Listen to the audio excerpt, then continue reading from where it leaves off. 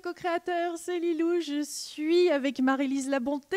Je ne pouvais pas m'empêcher de faire une deuxième interview. Quel bonheur de se voir en personne, d'être là et de parler de ces sujets à Paris.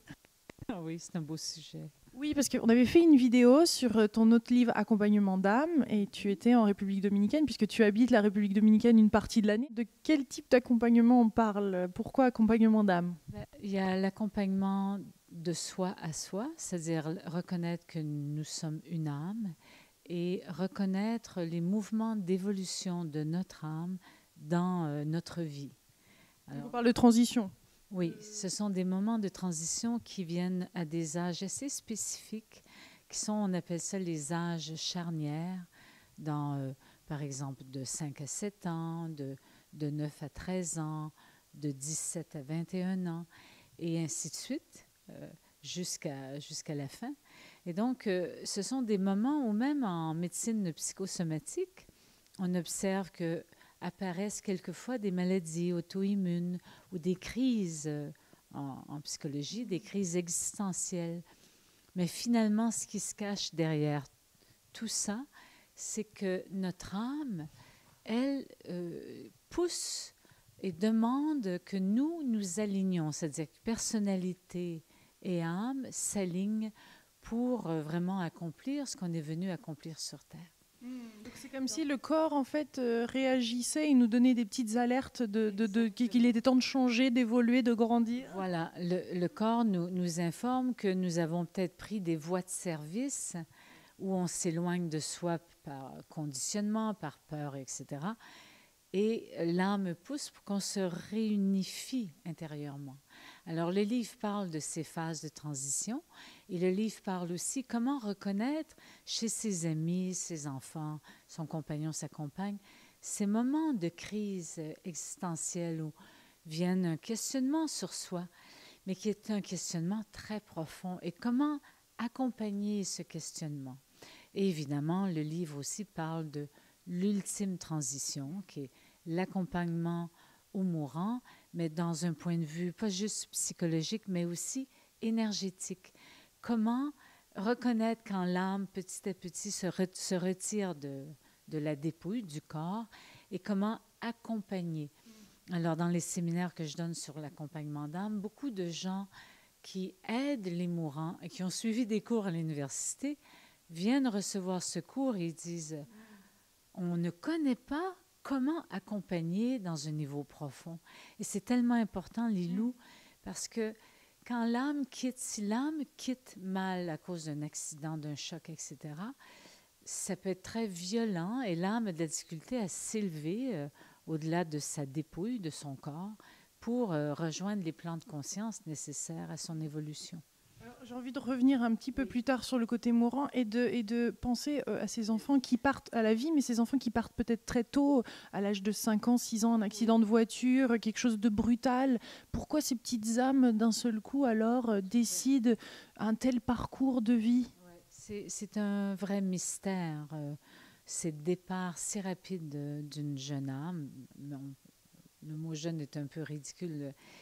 L'âme, on ne sait pas son âge, mais dans l'incarnation, la jeunesse.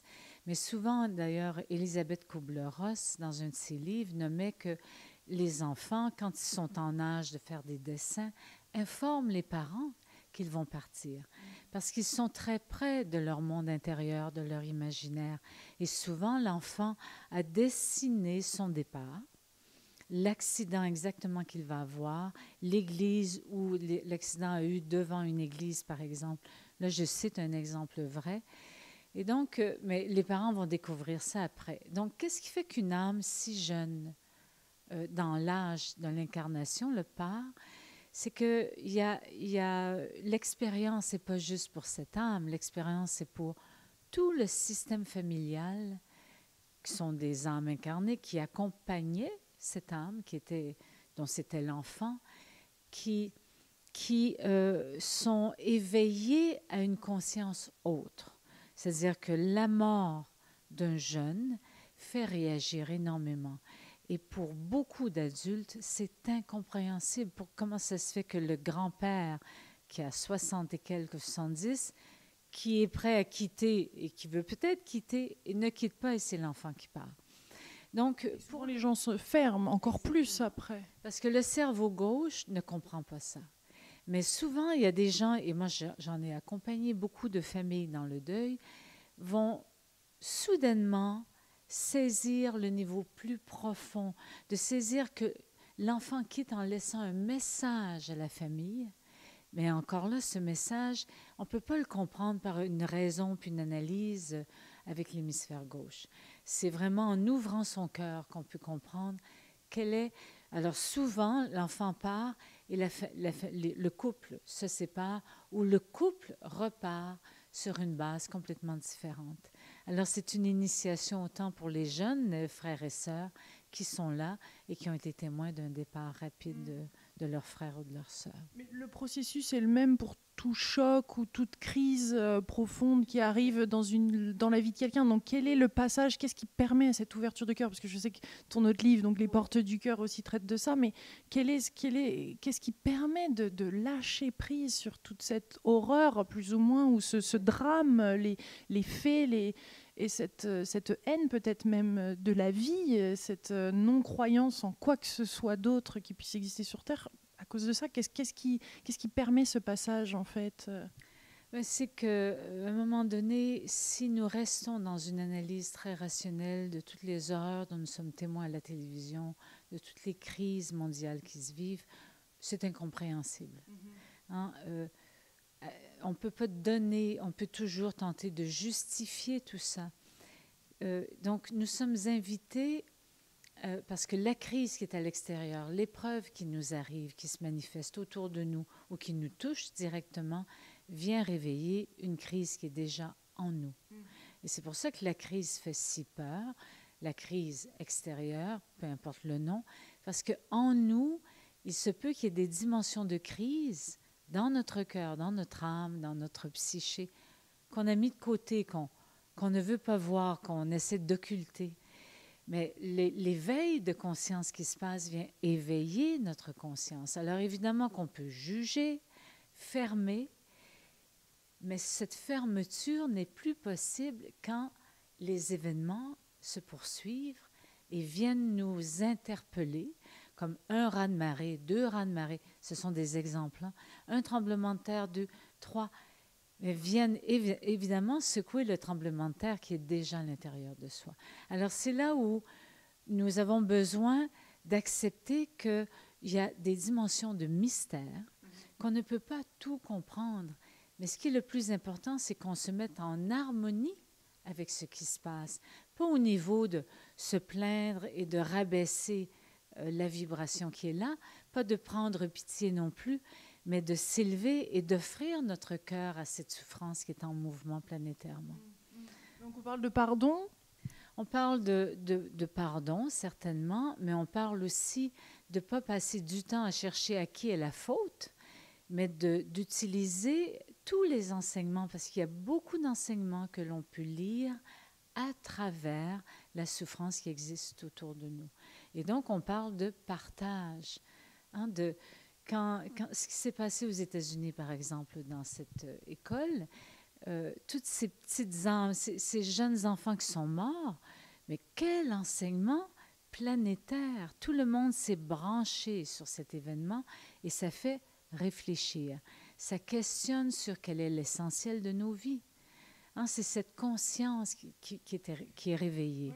Oui, mais alors il y a une dureté dans cet enseignement. Totalement. Il y a beaucoup de violence en ce moment et la violence ne diminue pas, je regrette. Je ne veux pas avoir l'air pessimiste. Je pense qu'il faut être conscient qu'il y a une augmentation de la violence parce qu'il y a une crise extérieure et intérieure qui est réveillée. Alors face à ça, est-ce que je m'enferme ou est-ce que je suis conscient que oui, il y a de la violence, mais comment je peux intervenir sur cette violence? Comment, si moi je ferme mon cœur, moi je fais partie de cette violence. Cette violence est une dimension d'une violence que j'ai aussi à l'intérieur de moi.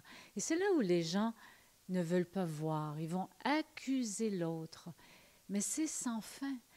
Et j'ai envie souvent, dans mes conférences sur l'amour, sur les portes du cœur, je dis aux gens, et la violence qui est en vous, l'auto-violence, l'auto-persécution que vous vous faites, commencer par ça, transformer ça.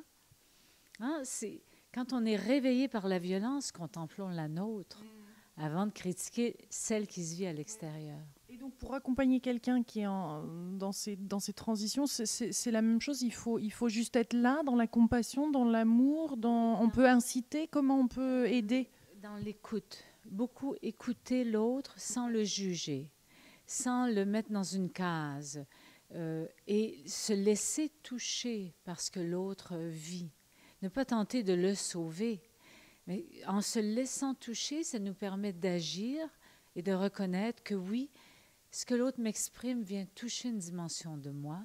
Et nous sommes deux âmes, comment nous pouvons nous accompagner? Encore plus de bonté, de bienveillance envers nous-mêmes et envers l'autre. Donc l'écoute est très, très importante. C'est une expression d'amour. Et lors de passages comme ça, de la vie à la mort ou de la vie après la vie, on sent des fois ces âmes qui sont entre deux mondes et qui en même temps entendent. Et alors on sait, et alors j'en ai fait des interviews sur le sujet, sur les expériences de mort imminente. Donc l'âme, elle en est où en fait dans ces transitions-là? Tout à fait. Alors même dans les transitions des âges, dépendant des blessures qui ont été connues dans l'incarnation, on observe que pour les jeunes enfants qui ont connu des abus à répétition, psychologiques, sexuels et même physiques, l'âme a tendance à se détacher plus du corps pour ne pas sentir la souffrance, pour même geler le corps. Hein. Mais si la personne ne guérit pas ces dimensions, elle grandit en ayant toujours le réflexe de fuite, qui est de sortir de son corps tout en étant dedans, parce que sinon ça serait la mort. Et donc, alors même quand la mort arrive, c'est important d'être là pour permettre à notre âme de s'élever. Donc, ne pas fuir la mort, reconnaître la mort, à moins évidemment que ce soit un accident et tout ça. Donc, dans le passage de l'ultime transition, il y a un moment donné où l'âme s'éloigne du corps et revient dans le corps et s'éloigne. Et c'est là le rôle de l'accompagnant, qui est d'être en présence de l'âme, de parler à l'âme, de parler à la personnalité aussi de la personne, de rassurer. Parce que finalement, c'est une autre naissance, la dernière transition. Mais comment on accompagne le fœtus à naître, c'est la même façon, de la douceur, de la bienveillance, une guérison du cœur est nécessaire. Dans tous les accompagnements que j'ai faits, j'aidais les gens à avoir réglé ce qu'ils avaient à régler avant de partir. Et à ce moment-là, l'âme n'est plus trop hésitante et peut facilement s'élever. Donc c'est aussi quelque part est-ce que c'est notre rôle aussi de les préparer à ce qui vient ou ce qui va être aussi en fonction de notre ressenti, du cœur? Il faut laisser le cœur parler à ce moment-là. Écoute, Lilou, moi je dirais que la vie est une préparation constante à la mort. Et donc, souvent, ce que j'essaie de transmettre, et je le vis ainsi, c'est que je suis vivante et je sais que d'une seconde à l'autre ou de demain, je pourrais ne plus l'être. Donc, comment moi je m'assure d'être prête? Alors, c'est pas que je suis obsédée par la mort, pas du tout. Et donc, dans l'accompagnement, c'est ça, c'est la conscience que est-ce que toi, Lilou, tu es prête à partir? Par exemple, si demain la mort venait te saluer, est-ce que tu as guéri les dimensions de ton cœur? Est-ce que tu as encore des choses non réglées? Tu dis, bon, dans 10 ans, je m'occuperai de ça. C'est un exemple, hein, j'exagère. Mais je veux dire, j'essaie de faire image que la préparation au mourant, c'est quelque chose qui se fait comme une forme même d'éducation. C'est-à-dire la préparation à quitter la planète. Et ça, c'est incroyable comment ça exige de nous une grande humilité.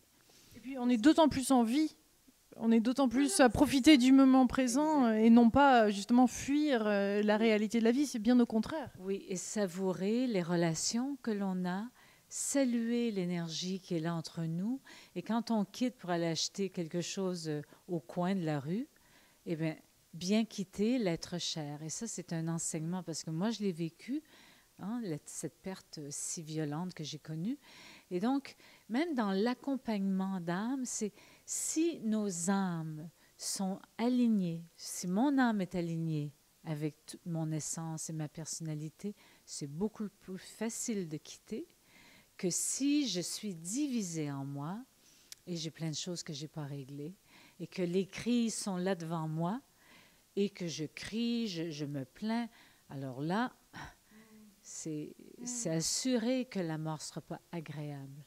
Et quelles que soient nos peurs, alors, en fait, dans la vie, plus on règle ces petites choses, même si l'incident se passe, en effet, par exemple, l'abandon, on ne le vit plus de la même façon. Puisque même si l'événement se passe, ou même si la personne qui nous est chère d'un seul coup quitte, on n'est pas armé, parce que c'est pas le mot, mais on est plus dans pas de l'acceptation non plus, mais on a vécu pleinement chaque moment. Il n'y a pas de regret, il n'y a pas toutes ces choses qui pourraient y avoir. C'est-à-dire qu'il peut y avoir du regret, mais je veux dire, c'est que moi, si je suis allée chercher en moi les ressources pour faire face à beaucoup d'épreuves, si j'ai cultivé en moi les ressources, j'ai ouvert mon corps, mon cœur et mon âme aux ressources, parce que je suis un être avec une puissance comme tout le monde, si j'accède à ma propre puissance intérieure, je peux faire face à ce qu'on peut appeler l'inimaginable.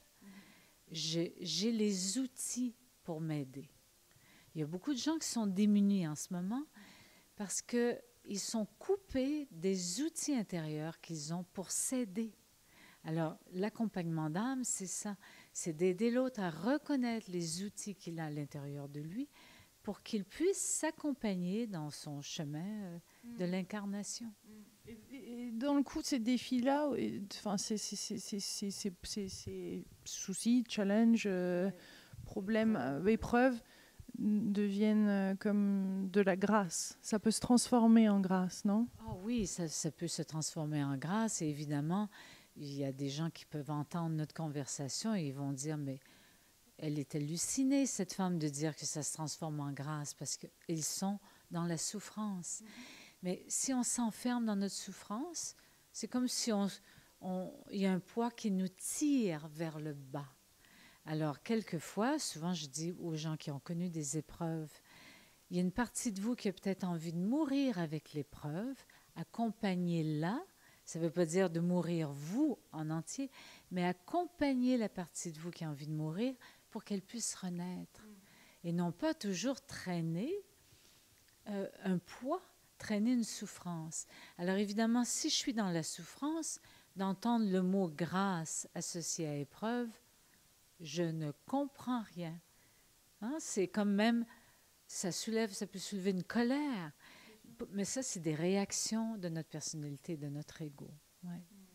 Magnifique. Est-ce que tu aurais un dernier petit mot par rapport à cette conversation d'accompagnement d'âme qui est important à dire?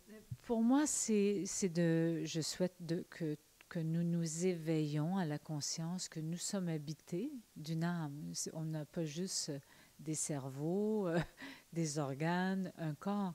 Il y a une vie extraordinaire qui nous habite et qui est éternelle en nous, qui se poursuit, qui était là avant, qui se poursuit après. Et donc, profitons de ce plan de la vie qu'on connaît là en ce moment pour grandir, pour devenir, se reconnecter au meilleur de nous-mêmes et non pas aller dans le pire de nous-mêmes. C'est un choix. Voilà. Mes délicieux co-créateurs, merci Marie-Lise, merci de ce délicieux moment, merci de partager ces vidéos, de soutenir le Juicy Living Tour de la télé de Lilou, merci pour tout votre soutien et amour, plein de bisous. Au revoir. Au revoir.